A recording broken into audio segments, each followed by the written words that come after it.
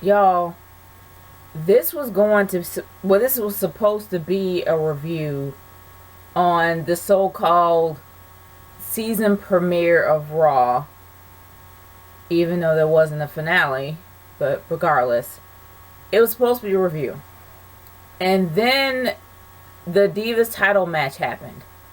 For those that don't remember, there was supposed to be a huge, big deal going on with Nikki being the longest reigning Divas champion. We knew this is why she was holding the belt. This was something that was a given.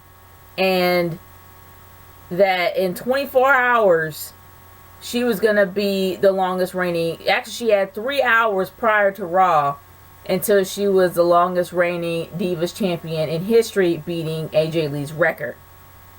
Now, I think her record is 297. I think hers was 292 days. I think that was AJ Lee. Well, either or, this isn't a review. For those that want to know, go back and look it up. But it's not even about that. Instead of making this an actual review about Raw, I decided to make this into a discussion, and I'm going to do my best not to make it into a rant. Because I kind of understand why they did this. Because they really wanted to extend it, kind of bring out the drama for Night of Champions. So this is why they did it. Now, for those that haven't really caught on to what I'm talking about right now, I am talking about the screwy finish. There is an art to a screwy finish. For those that don't know, a screwy finish is a screwy finish. But a screwy finish actually does bring extra drama to a feud that's supposed to go to a pay-per-view, whether it's a big four or a gimmick. It actually enhances the feud a bit, if done well. But if done to death, it gets so annoying that it turns a lot of people off. Now, I know a lot of people out there knows that I am a huge fangirl for Nature Boy Ric Flair and a huge fangirl for Charlotte. I don't mark out that often, but I will mark out for those too. And yes, Charlotte was a victim of a screwy finish. This is not about that. It's about the overuse of the screwy finish. Now, this isn't the first time that this has been a screwy finish going on. There's been multiple times, back to freaking back, of a screwy finish. We had screwy finishes at Payback. We had screwy finishes at the pay-per-view after Payback. SummerSlam, multiple screwy finishes.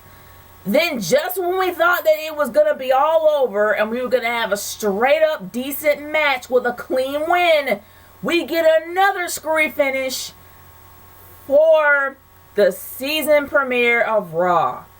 Now, the one thing that makes me angry the most is redundancy. And it's been far too much of that going on. There's an art to it, guys. You don't have to use screwy finishes just to enhance things. There are other ways of doing it. Number one, you can have the interference. You can have the turncoats, heel turns, anything.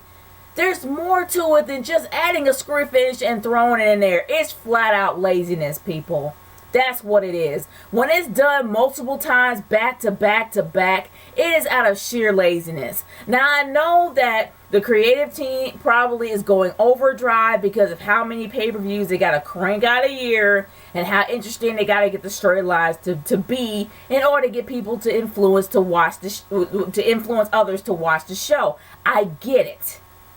But when you do it multiple times back to back, not only on a gimmick pay-per-view, but then the big four after that, and then on a Raw, shows that you guys are either reaching or burnt out. And if that's the case, I don't care if they have a second string of writers in the background.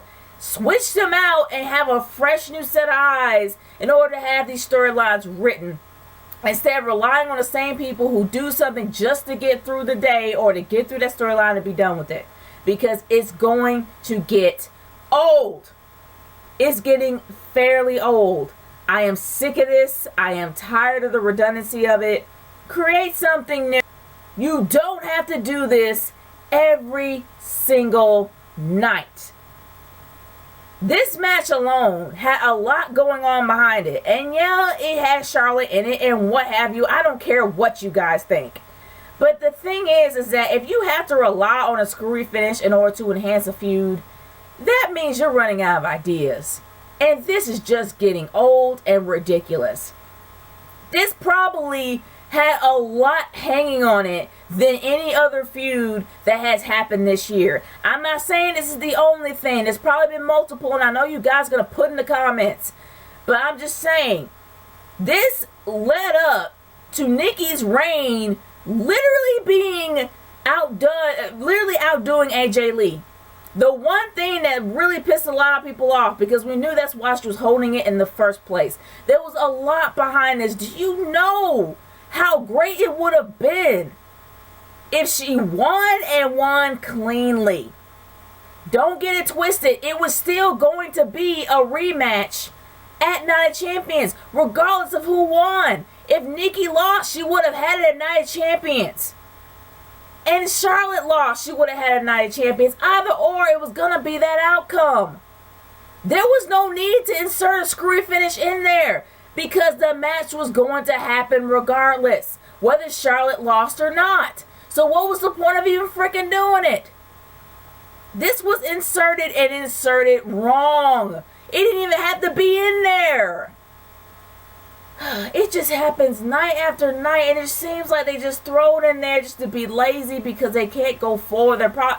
It's a lazy way to do it, and it just bugs me. It's not because Charlotte lost. It is just because of how sloppy that was done, and it was just flat out bad.